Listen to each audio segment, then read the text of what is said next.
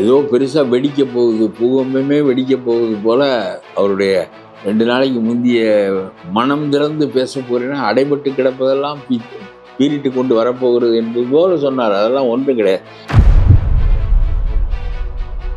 ஏற்கனவே அமித்ஷா இந்த செங்கோட்டையனை இங்கே வரவழைத்து அவர் பல விமானங்கள் மாறி மாறி போய் ரொம்ப ரகசியமாக சந்தித்ததே இவர்களெல்லாம் உள்ளே இழுப்பதற்கான வேலையை செங்கோட்டையன் மூலம் செய்வதுதான். நம்முடைய செங்கோட்டையன் விஜய் கட்சிக்கு போவார் என்று எழுதினார்கள். விஜய் கட்சிக்கு போய் புஷி ஆனந்துக்கு கீழே இருப்பதை விட எடப்பாடிக்கு கீழே இருக்கலாம். வணக்கம் மக்களே, இன்றைய நேர்காணலில் தமிழ்நாடு தன்னுரிமை கழகத்தின் தலைவர் திரு பல கருப்பையா ஐயா அவர்களிடம் நிறைய விஷயங்கள் கேட்டு தெரிஞ்சுக்கலாம். வாங்க. வணக்கம் ஐயா. செங்கோட்டையன் அவர்கள் செய்தியாளர்களை சந்திச்சு மக்களை சந்திச்சு மனம் திறந்து பேசியிருக்கிறாரு. கட்சியை விட்டு போனவங்க எல்லாம் திரும்பி வந்து சேர்ந்தா நல்லா இருக்கும் அப்படின்னு சசிகலா அவர்கள் பேரை சொல்லி சில விஷயங்கள் வெளியே சொன்னாரு. ஏடிஎம்கே வலுவா இருக்கும்னா இவங்கெல்லாம் இருந்தாதான் ஏடிஎம்கே வலுவா இருக்கும் அப்படிங்கிற நிறைய விஷயங்கள் மனம் திறந்து பேசியிருக்கிறாரு. அவர் என்ன சொல்ல போறாரு அப்படிங்கிறதுக்கு நிறைய பேர் காத்துட்டு இருந்தாங்க. என்ன சொல்ல போறாரு இன்னைக்கு அப்படின்னு சொல்லி எதிர்பார்த்தாலும் இல்லை. ஏதோ பெருசா வெடிக்க போகுது, பூகம்பமே வெடிக்க போகுது போல அவருடைய 2 நாளைக்கு முந்திய மனம் திறந்து பேச போறேன்னா அடைபட்டு கிடப்பதெல்லாம் பீறிட்டு கொண்டு வரப்போகிறது என்பது போல சொன்னார். அதெல்லாம் ஒன்றும் கிடையாது. நான் சொல்றேன், ஒரு கட்சியில தொடர்ந்து இருக்கின்றவர் இது போன்ற நிலைப்பாடுகளை பேசுவதற்கு களம் இருக்கிறது. அந்த களத்திலே சொல்ல வேண்டும், தனிப்பட்ட முறையில் சொல்ல வேண்டும். பிறகு களத்திலே பேசலாம், செயற்குழுவிலே பொதுக்குழுவிலே இவற்றெல்லாம் இவர்கள் வந்தால் நாம் வலுவடைவோம் என்ற செய்திகளெல்லாம் அங்கே பேசலாம். அதற்கு தலைவர் பதில் சொல்லலாம். அதையெல்லாம் விட்டு வெளியே வந்து பேசினால், அதுவும் 10 நாள் கெடுபிடித்து பேசினால் 11ஆவது நாள் வெளியே போய்விடுவார். அவ்வளவுதான். 10 நாளைக்குள்ள பேசுறது சரின்னு சொல்றீங்களா, சரியில்லைன்னு சொல்றீங்களா? சரியில்லை. 10 நாள் கெடுபிடித்தெல்லாம் அவர் பேசுவது வெளியேறுவதற்கான மார்க்கத்தை தான் உண்டாக்குமே தவிர 10 நாளில் ஒரு பதில் சொல்ல வேண்டும். இல்லாவிட்டால் நான் வேறு வகையான நடவடிக்கைகளை மேற்கொள்வேன் என்றால் என்ன செய்வார்? வெளியே போவார். அந்த 3 பேரோடு வெறும் 4வது ஆளாக சேர்ந்து கொள்வார். பிறகு அந்த 3 பேரும் இப்பொழுது என்ன செய்கிறார்கள் என்றால், வெளியே போனவர்கள் தனி கட்சி நடத்தி வலிமை அடைய முடியவில்லை. ஏன் முடியலையா? முடியாது. அவர்களுக்கு இது பெரிய வளர்ந்த கட்சி, இது பெரிய ஆலமரம். இது எம்ஜிஆர் உருவாக்கி அம்மா வலுப்படுத்தி வைத்திருந்த மாபெரும் ஆலமரம். இது ஒரு 5 ஆண்டுகள் ஆட்சியிலும் அம்மா இல்லாமலும் ஆள முடியும் என்பதை மெய்ப்பித்து விட்டது. ஆகவே எடப்பாடி இவ்வளவுக்கும் அம்மாவோ எம்ஜிஆரோ சந்திக்காத கொரோனாவை சந்தித்தார். இந்த கொரோனாவில் 2 ஆண்டுகள் அரசாங்கம் முடங்கியது, மக்கள் முடங்கினார்கள், எல்லோரும் கடனாளி ஆகிவிட்டார்கள். அத்தகைய நிலை ஏற்பட்ட போது அதையும் தாண்டி இந்த ஆட்சியை அப்புறம் 2 ஆண்டுகள் நடத்தி அதிலே 1-2 காரியங்களை அவர் செய்து நிலைத்து விட்டார். அவர் சரியா பண்ணாருங்கிறீங்க? இபிஎஸ் அவர்கள் சரியா பண்ணாருங்கிறீங்களா, சரியா பண்ணலைங்க? இல்லை, ஆட்சியை தக்க வைத்துக் கொள்ளுகிற அளவுக்கு அவர் பல காரியங்கள் செய்தார். நான் சொல்லுகிறேன், அந்த இடையூறு 2 ஆண்டு கொரோனாவையும் தாண்டி அவர் பேர் சொல்லுமாறு சில காரியங்கள் செய்திருக்கிறார். அவ்வளவுதான். ரொட்டீன் அஃபேர் தான் கவர்மெண்ட் என்பது. வழக்கமாக விதிக்கப்படுகின்ற வரி, வழக்கமான பத்திர வரி, வழக்கமான மின்சார வரி, இதெல்லாம் ஒன்று தான். இதை வைத்து கொண்டு புதிதாக என்ன செய்வது என்பதுதான் என்னுடைய கேள்வி. அதனாலே அவர் தாக்கு பிடித்து தன்னுடைய தலைமையை நிலைநாட்டி கொண்டு விட்டார். கட்சியும் அவர் கைக்குள் போய்விட்டது. கலகம் செய்து பார்த்தார் ஓபிஎஸ், நடக்கவில்லை என்ற பிறகு பொதுக்குழுவிலே குழு கூடித்தானே அவரை வெளியே தள்ளியது. பொதுக்குழுவில் தானே அவர் வெளியேற்றினார்கள். போய்விட்டார். போய்விட்ட பிறகு மீண்டும் தன்னுடைய கட்சியை உருவாக்குவதற்கு முயன்றார், நடக்கவில்லை.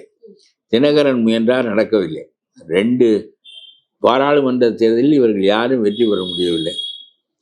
அத்தகைய நிலையில் இப்பொழுது எங்களை சேர்த்து கொள்ளுங்கள் என்று சொல்வதற்கு அதிமுக வலுப்படும், எங்களை சேர்த்துக் கொள்ளுங்கள் என்கிறார்கள். எங்களுக்கு போக்கில்லை, சேர்த்துக் கொள்ளுங்கள் என்று இவர்கள் சொல்லுவாங்க. ஆகவே அதிமுக நாங்கள் வந்தால் வலுப்படும் என்று அவர்கள் சொல்லுகிறார்கள். ஆனால் போன தேர்தலில் அதிமுக தோற்றது என்று சொன்னால், இந்த போன தேர்தல் ஏற்கனவே அமித்ஷா இந்த செங்கோட்டையனை இங்கே வரவழைத்து அவர் பல விமானங்கள் மாறி மாறி போய் ரொம்ப ரகசியமாக சந்தித்ததே இவர்களெல்லாம் உள்ளே இழுப்பதற்கான வேலையை செங்கோட்டையன் மூலம் செய்வதுதான். அப்புறம் பார்த்தார், பாராளுமன்ற தேர்தலில் இவர்கள் மோசமாக தோற்று விட்டார்கள். இவர்களுக்கு ஒருவரும் இல்லை, இவர்களுடைய நிழல்கள் தான் இவர்கள் பின்னால் இருக்கின்றன, ஓபிஎஸ்க்கு தினகரனுக்கு என்று முடிவுக்கு வந்த பிறகு இவர்களை வைத்துக்கொண்டு அவர் தன்னுடைய கட்சியை வளர்த்துக்க வேண்டியதுதானே. பிஜேபி தலைமையில் தானே இவர்கள் இயங்கினார்கள். இப்பொழுது பிஜேபி எடப்பாடி தலைமையில் அல்லவா இயங்க போகிறது. தன் தலைமை இருப்பது எப்படி? இந்த வாழும் தோலையும் வைத்துக்கொண்டு இப்பொழுது இன்னொருவருக்கு பின்னால் போனார். போய் கூட்டணி ஆட்சி என்று சமத்துவம் பேசினார். அவர் அதெல்லாம் கிடையாது என்று சொன்னார். பரவாயில்லை, நாங்கள் சும்மாவே இருக்கிறோம், நீங்களே தனி ஆட்சி அமைத்துக் கொள்ளுங்கள் என்று சொல்லி ஒப்புக்கொள்ள வேண்டிய நிலைக்கு வந்துவிட்ட பிறகு இன்னமும் அதிமுக தான் ஓடக்கூடிய குதிரை என்று அமித்ஷா முடிவுக்கு வருகிறார். அப்ப நாங்களெல்லாம் என்ன செய்வது என்று கேட்கிறார்கள். அவர் சேர்த்துக்கொள்ள மாட்டாரே, நாங்களாம் நான் என்ன செய்வது? உங்களை சேர்த்துக்கொள்ள சொன்னேன்னு அவர் முடியாது என்று சொல்லிவிட்டார். நான் ஊர் போய் சேர வேண்டும், நீங்கள் வந்தால்தான் நானும் போவேன் என்றால் பேருந்து போய்விடும். நீங்கள் வந்தால்தான் நானும் போவேன் என்று இருந்தால் அது நல்லதுதான். ஏனென்றால் என்னை நம்பி வந்தீர்கள், நீங்கள் வந்தால் நான் வருவேன் என்று, நீங்களும் இருங்கள் என்று சொல்லிவிட்டு அவன் போவான். ஆகவே இப்பொழுது எனக்கு பிழைப்பு இருக்கிறது, எனக்கு கட்சி நடத்த வேண்டும், நான் ஊர் போய் சேர வேண்டும். ஆகவே நான் அவரிடம் சேர்ந்து கொள்கிறேன் என்று சொல்லிவிட்டு அவர் போய்விட்டார். இவர்கள் நட்டாற்றில் நிற்கிறார்கள். முன்பெல்லாம் அமித்ஷாவின் போது தொந்தரவு கொடுத்தார்கள், சேர்த்து விடுங்கள். இப்பொழுது ஒன்றும் இல்லை. இப்பொழுது செங்கோட்டையன் வந்திருக்கிறார். இதை மீண்டும் ஒரு நாளைக்கு தான் இது செய்தியாகும். நான் கூட 10 நாள் ஆகும் என்று நினைத்தேன். இன்றைக்கு மட்டும்தான் செய்தியாகும். நாளைக்கு வழக்கமான செய்தி எதுவுமே பரபரப்பா இல்லை, ஒன்றுமே இல்லை, அதுல உயிரோட்டமே இல்லை. இதற்கு 6 மாதத்திற்கு முன்னால் என்று பிறகு கைவிட்டு விட்டு பிறகு இருக்கிற கட்சியில இருப்போம் என்று நீங்கள் இருந்து கொண்டு அப்புறம் கடைசி பெஞ்சில் உட்கார்ந்தாலும் முதல் பெஞ்சில் உட்கார்ந்தாலும் அந்த கட்சியில தான் இருந்தாக வேண்டும் என்ற நிலையிலிருந்து இப்பொழுது வெளிப்பட்டு இப்பொழுது என்ன பெரிய புரட்சி அங்கே பூகம்பம் வெடித்து விட்டது. கோபிச்செட்டிப்பாளையத்தில் என்ன மக்கள் பல லட்சம் கூட்டமா வந்த மாதிரி காமிச்சாங்களே காலையில. இல்லை, கொஞ்சம் கூட்டம் வந்தாலே திரும்பி நடந்து வருகிற போது அதையே காட்டிக்கொண்டே இருக்கலாம். அதுல ஒன்றும் இல்லை, பெரிய அளவுக்கு பாருங்கள். இன்றோடு முடிந்து விடும், நாளைக்கு கூட இருக்காது. நான் 10 நாட்களுக்கு இருக்கின்ற அளவுக்கு ஒரு அரசியல்வாதி செய்ய முடியும் என்றால் அது செய்தி தான். சரி, இன்றோடு முடிந்து விடும். நான் சொல்லுகிறேன், தோல்வி என்பது எடப்பாடிக்கு மட்டும் உரியதல்ல. அம்மா ஒரு தடவை 2 இடத்தில் போட்டு 2 இடத்திலும் தோற்றார்கள். ஆமா, பருகூரில் தோற்றார்கள். அதே மாதிரி கருணாநிதி ஒரு முறை தேர்தலில் ஒரே ஒரு இடத்தில் தான் வந்தார். 14 ஆண்டுகள் வெளியே இருந்தார். 14 ஆண்டுகள் எம்ஜிஆர் உயிரோடு இருக்கின்ற காலம் வரையிலும் கருணாநிதி ஆட்சிக்கு வெளியே தான் இருந்தார். அது தோல்விகள் எல்லாருக்கும் வந்திருக்கின்றன. யார் தோல்வி அடையவில்லை? எம்ஜிஆர் தான் தோல்வி அடையவில்லை எனக்கு தெரிய. அம்மா தோல்வி அடைந்தார்கள். பிறகு எடப்பாடிக்கு இப்பொழுது ஒரு தோல்வி நிலை இருக்கிறது என்றாலும் இந்த போன தேர்தலில் அதிமுக பலவீனப்பட்டதற்கு காரணம் அண்ணாமலை. இந்த தடவை எடப்பாடி தோல்வி அடைவாராயா நீங்க சொல்ல? இல்லை, என்னுடைய கருத்து சொல்லுகிறேன். தேர்தல் வர வர மக்களுக்கு இப்பொழுது பெரிய அதிருப்தி இருக்கிறது. என்ன எதை எடுத்தாலும் காசு. ஒரு போலீஸில் போய் ஒரு காரியம் சொன்னால் நியாயம் கிடையாது. கட்சிக்காரன் சொன்னால் அவங்க எல்லாரும் கொள்ளையடிக்கலாம், எல்லாம் பண்ணலாம். கீழே இருந்து மேலே வரையிலும் பெரிய ஒரு அரசாங்கத்தையே சொந்த சொத்தாக்கி கொண்டு கனிம வளங்களை சுரண்டுகிறார்கள், ஆற்று மணலை சுரண்டுகிறார்கள், மலைகள் காடுகள் எல்லாவற்றையும் சுரண்டுகிறார்கள். அளவற்ற செல்வம் கொள்ளை போகிறது. முன்பெல்லாம் இவையெல்லாம் பாதுகாக்கப்பட்டன பழைய ஆட்சிகளிலே. தேவையான அளவுக்கு மட்டும்தான் 10 சந்திர மரத்தை வெட்டி வைப்பார்கள், அவருக்கு 10 மரம் ஊன்றுவார்கள். இப்பொழுது அதெல்லாம் கிடையாது. கனிம வளங்கள் அவை இவை சல்லிக்கற்களாக, அதுவாக இதுவாக, கிரானைட்டுகளாக பல கோடி ரூபாய் அடிப்பதை தவிர இந்த துரைமுருகனுக்கு பிடிவாரண்ட் போட்டிருக்கிறார்கள் பாருங்க. எவ்வளவு கேவலம் இது! ஒரு மந்திரிக்கு பிடிவாரண்ட் போடுவது என்பது எவ்வளவு பெரிய கேவலம். 2002 தொடங்கப்பட்ட வழக்கை இவர்களுடைய ஆட்சி காலத்தில் ஊற்றி மூடி பிறகு மீண்டும் அந்த வழக்கு தொடங்கப்பட்டு இப்பொழுது பிடிவாரண்ட் போடப்படுகிற நிலைமைக்கு வந்திருக்கிறது. நம்முடைய நீதிமன்றங்களும் சரியில்லை. அதனாலே தான் நீதியிலே ஒரு விறுவிறுப்பில்லை. இவர்கள் காலங்கடத்தி கொண்டே இருப்பார்கள். காலங்கடத்துவதற்கு நீதி அமைப்பு இடம் கொடுக்கிறது. வெள்ளைக்காரனுடைய நீதி அமைப்பு அப்படிதான். என்ன 2002 வழக்கு மறுபடியும் பிடிவாரண்டுக்கு 2025 வருகிறது என்றால் 23 ஆண்டு காலம் அவர் சொத்தை பெருக்குகிறார், சொத்துக்களை வாங்குகிறார், நிம்மதியாக இருக்கிறார், பேரன் பேத்தி மகன் என்று. அப்புறம் ஒரு நாளைக்கு எடுத்துக்கொண்டு இதை மறுபடியும் திருப்பி கீழே இருந்து வந்தால் மறுபடியும் துரைமுருகன் போன்றவர்களெல்லாம் இந்த வழக்கை சந்திப்பதற்கு இருக்க மாட்டார்கள். இன்னும் ஒரு 25 ஆண்டு. இப்படியே நம்முடைய நீதிமன்ற முறை இதெல்லாம் பெரிய கொதிப்பை ஏற்படுத்துகிறது மக்களிடம். ஆனால் அது எப்பொழுது வெளிப்படும் என்றால் தேர்தலுக்கு முன்னால் தான் வெளிப்படும். 1 மாதத்திற்கு முன்னால் வெளிப்படும். ஆட்சி மாறப்போகிறது என்பது தெளிவாக தெரியும். மக்கள் யாருக்கு ஓட்டு போட வேண்டும் என்று முடிவு செய்வதில்லை, யாரை வீழ்த்த வேண்டும் என்று முடிவு செய்கிறார்கள். காங்கிரஸ் ரொம்ப அட்டூழியமாக இருக்கிறது என்று 67 முடிவு செய்தார்கள். வீழ்த்தப்பட வேண்டிய கட்சி என்று முடிவு செய்ததினால் திமுக வந்தது. திமுக வீழ்த்தப்பட வேண்டிய கட்சி என்று முடிவு செய்தார்கள், அதனால் எம்ஜிஆர் கட்சி வந்தது. இப்பொழுது ஸ்டாலின் வீழ்த்தப்பட வேண்டிய கட்சி என்று மக்கள் முடிவு செய்வார்கள். மாற்று கட்சி என்னென்ன இருக்கிறது, யார் வலிமையாக இருக்கிறார்கள், யார் 2வது இடத்தில் இருக்கிறார்கள். சரி, எடப்பாடி தான் 2வது இடத்தில், இவரை வீழ்த்தி விட்டு அரசமைக்கக்கூடிய இடத்தில் இருக்கிறார் என்று சொன்னால் இங்கே ஓட்டு விடுவோம், மற்றவர்களெல்லாம் காணாமல் போவார். இதுதான் நடக்கும். அப்படி நடக்கின்ற போது இப்ப ஒரு வார்த்தை சொன்னாரியா, எல்லாரும் மறுபடியும் ஒண்ணு சேர்ந்து இருந்தோம்னா ஏடிஎம்கே வந்துட்டு மறுபடியும் வந்துட்டு வருவதற்கு வாய்ப்பு இருக்கிறது, நம்மள வெல்ல யாருமே கிடையாது, நம்மள போல வலிமையான கட்சி எதுவுமே கிடையாது அப்படிங்கிற விஷயம் எல்லாம் இன்னைக்கு பேசினாரு. 3-4 பேர்கிட்ட பணம் இருக்கிறது, நாதியற்று போனார்கள், தடுமாறுகிறார்கள், தனி கட்சி நடத்த முடியவில்லை. இவர்களுக்கு சமூகம் இவர்களுக்கு பின்னால் இருக்கிறது என்றால் அந்த சமூகம் வந்திருக்க வேண்டும், வந்து மிகப்பெரிய அளவுக்கு வளர்க்கலாம். நான் சொல்லுகிறேன், அப்படி எனக்கு தெரிய முத்துராமலிங்க தேவரிடம் அப்படி கன் மாதிரி மக்கள் நிற்பார்கள், மாற்று மக்களும் நிற்பார்கள். தேவமாறன் என்று இல்லை, அவர் பெரிய தியாகி, பெரிய பேச்சாளி, அவர் ரொம்ப ஞானமானவர். ஆகவே அவருக்கு தான் அப்படி கட்டுப்படும்.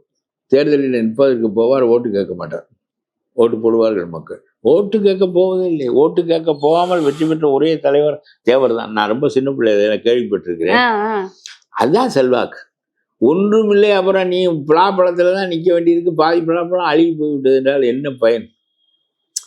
அது ஒன்று. இதை தூக்கி கொண்டு நிறுத்துவதற்கு நான் ஏதோ பெரிதாக வேறு ஏதோ ஒரு கோணத்தில் சிந்தித்தேன்.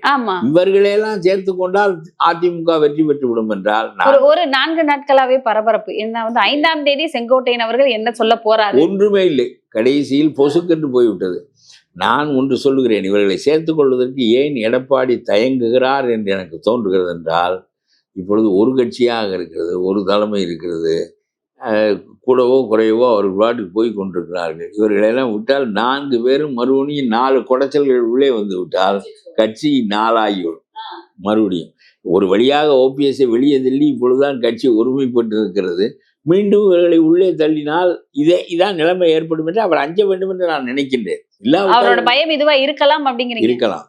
உள்ள போன பிறகு சின்னம்மா செல்வாக்கான ஆள், பணம் பெரும் பணம் இருக்கிறது, அது இவர் தினகரன், இவர் 3 பேரும் உள்ளே போய்விட்டால் 3 பேரும் சேர்ந்து ஒரு அணி சேர்த்து கொண்டு அடித்தால் இருக்கிறது அதிமுகவும் ஒன்றும் இல்லாமல் போய்விடும். இப்போ ஒரு முகமாக இருக்கிற அதிமுக 5 முகமாக ஆவதற்கு வழிவகுக்க வேண்டாம் என்று அவர்கள் நினைக்கலாம்.